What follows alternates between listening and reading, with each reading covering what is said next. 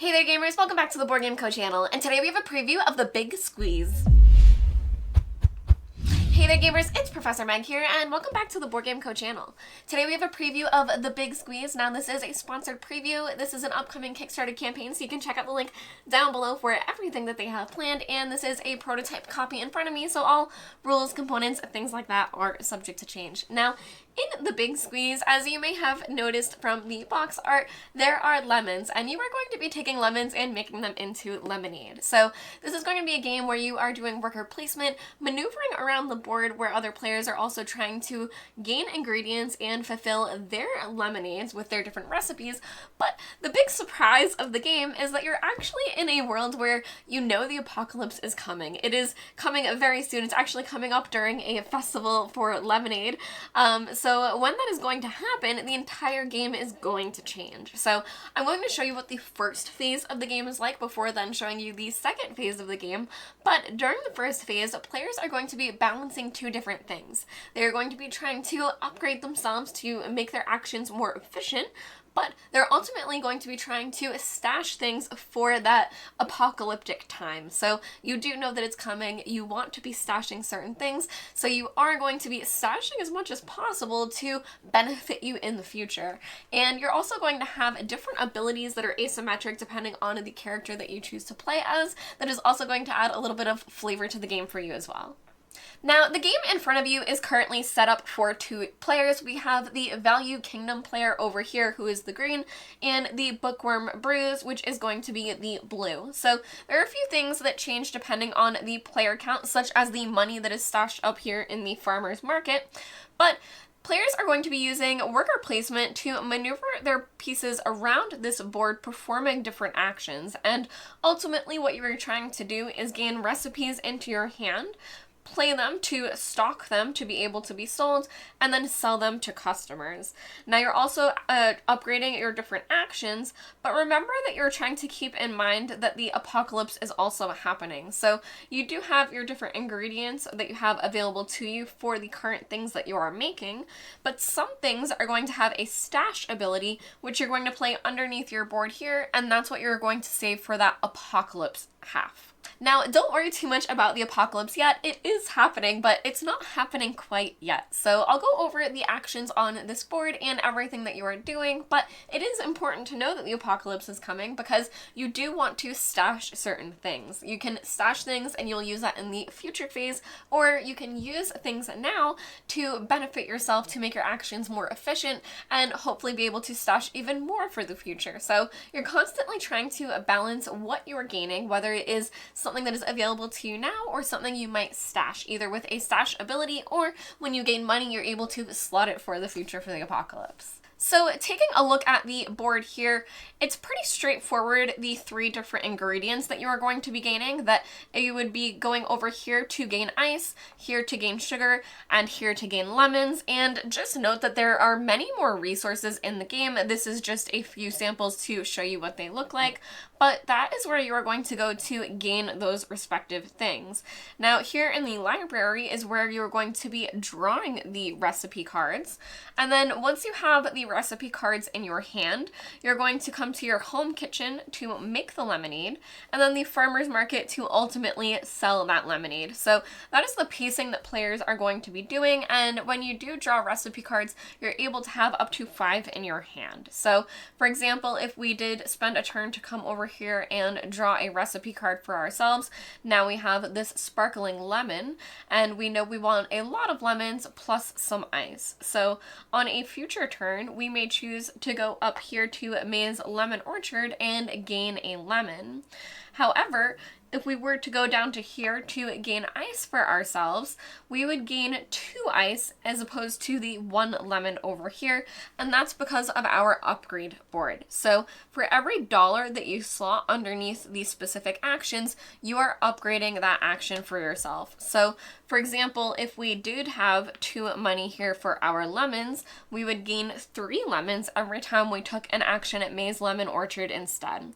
So that's how you're going to be augmenting in your actions for now, and that same system will apply in the second phase of the game as well, that you will be slotting money to augment your different actions and how powerful they are.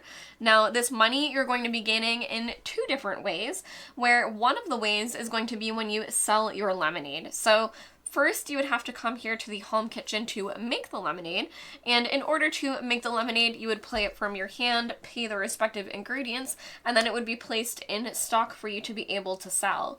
So if the blue player did have this, they would be able to go up here to the farmer's market and then sell this sparkling lemon lemonade. And if they were to do so, it would move to this side of their board. They would then take one of these dollars from the farmer's market, and this is when you would be able to choose to slot it as an upgrade or place it below your board to be stashed for the future. Now, after that, you're going to have these abilities that come into play when you have a card in play. So regardless of which side that it's on, you're going to have these abilities that the cards are gaining for you. So for this one, for example, when you gain ice, you are able to stash an ice and then also upgrade this action here. So that's one thing you're able to do with the lemon cone, whereas the sparkling lemon, you are able to, when you take the lemon action, spend 2 recipe cards to gain 2 lemons and stash both of them.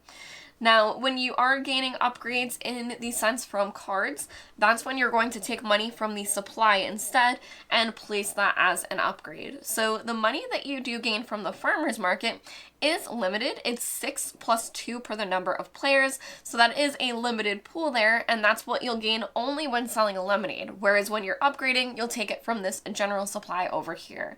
And when you take it from the farmer's market, that's when you have the option of either playing it as an upgrade or saving it for the future, whereas if you gain an upgrade, you're just gaining the upgrade. Okay, now I did warn you that this was coming, but after that pile of money, that 10 money for a 2-player game is emptied, that's when the apocalypse happens. So it doesn't matter depending on the number of players, you'll have a certain pool of money there, and once it's emptied, you will finish that current round. So for example, if the first player was the one to empty that pool, everyone else would get a turn before the apocalypse happens, but then the apocalypse is going to happen. And that's when you're going to have everything that you've stashed really counting for you, because you're going to lose basically everything else. You're going to lose any upgrades that you have slotted into your upgrade board. You're going to lose any ingredients that you have. You're going to lose any recipes that you have, but you are able to save 2 lemonades that you have in play. So you're able to save 2 lemonades whether they're in stock or sold, and both of them are going to be placed to your in stock side. So you are going to have those 2 lemonades. So at the beginning of the game, you may start to see which ones you want to make sure that you play, because then you'll have it roll over for the apocalypse. But once that happens, the entire game is going to change. Alright, and now things might look a little bit different. Welcome to Rhindfall. It is a few years later, and now you have noticed that lemonade may be the only thing keeping your town surviving throughout this post-apocalyptic world. So, as you can see, your characters do look a bit different. Now, one thing I didn't go over on the other side is your character abilities, but as you can see, your character abilities are now a bit more complicated. So, on your starting side, you're going to have one ability available to you. For example, this one is after you upgrade an action on your board, you can gain an ice and stash it. But once you upgrade, you still have that available. And then additionally, for each of these different things here, you can see that there's a star, triangle, and square symbol, so you're trying to meet certain thresholds for those upgrades, but once you do, you will unlock these different abilities. So, for example, the star one is, you may spend ingredients from your stash, which is very interesting because you're going to start having certain things triggering stashing things, but now that you're in the post-apocalyptic world, that's a little bit different, because when we flipped this over, we did lose everything, but anything that was stashed was either slotted into our upgrade board or available to us now as ingredients. But that means that anything we now stash, we need a way to get things out of that. So there are other things you're going to be doing with that, which I will get to in just a moment, but that is one way that you're going to have some flexibility added there. Now for the triangle one, after you do the selling action, you can spend 2 ice to gain an additional $1. And now you are just gaining money for money, but again, that's going to to gain you upgrades. And then for the square, it's after you gain a point on the leaderboard, you can gain an ice cube. So as I noted, you may have noticed there is a leaderboard, and now that we are in the second phase of the game, that is how endgame is going to be triggered. So you can see here for a 2-player game, a player needs to reach 8 points to trigger endgame.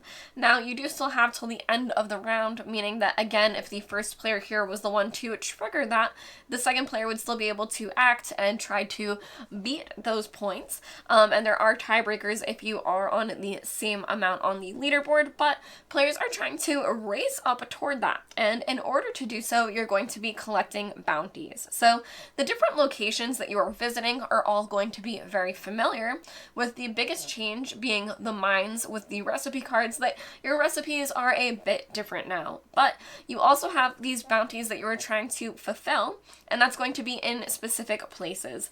So for example, this one is unearth the library, meaning that if you took an action there, either before or after taking the action, you can spend the required materials to gain the reward. So for example, this one is one of each material, as well as having the most lemonades. So that means you have to be the player with the most lemonades, and then after that you'll be able to gain a point on the leaderboard.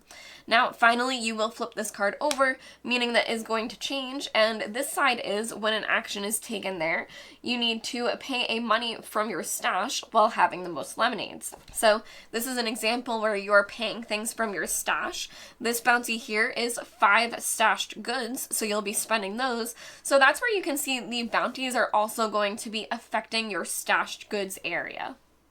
Now, at the beginning of the apocalypse, players are going to start off with 2 different recipes from this phase. So you are still able to gain them over here in the mines, and you do have that hand limit of 5, but you are going to start with some in your hand. So here you can see we have lemonade, which we would be able to play. And after you sell this, upgrade all actions on your board, discard this card. So that's a really strong way for you not only to sell it, but to upgrade all of your actions. Here we have bottomless lemonade, which is again 3 ice and a lemon. And this one is after you gain a point on the leadership board, restock 1 lemonade. Move it from the sold side over to your stock side. So remember that your abilities trigger regardless of which side it is on. So if you move it back over, that means that you're able to sell it again. And as you upgrade your specific actions, you're able to sell it for even more money. Now, players are only able to do 1 bounty per turn, so that is a way that players are going to be able to see the pacing of who is gaining on the leaderboard and how you might be able to catch up to them. Now, finally, before we go, just to show you as well, these are the other characters that you are able to play as. So there are a bunch of characters for you to choose from, and there's also a solo mode for this game as well. So if you think you may enjoy playing this solo, there is a version for that. Now, the game is going to end when someone does hit the points that you need to on the leadership board. So depending on the number of players, once you hit that certain number of points, the game is going to end, and whoever has the most leadership points is going to win the game because they were able to leverage their lemonade the most to save their town. So even in the apocalypse, even though this lemonade is saving everyone, you're still healthily competing to have business be as good as possible here and be ahead on the leaderboard. Now, the Big Squeeze is going to be a game where you're constantly trying to not only make yourself more efficient in the current round that you were playing, but plan ahead for that apocalypse round as well.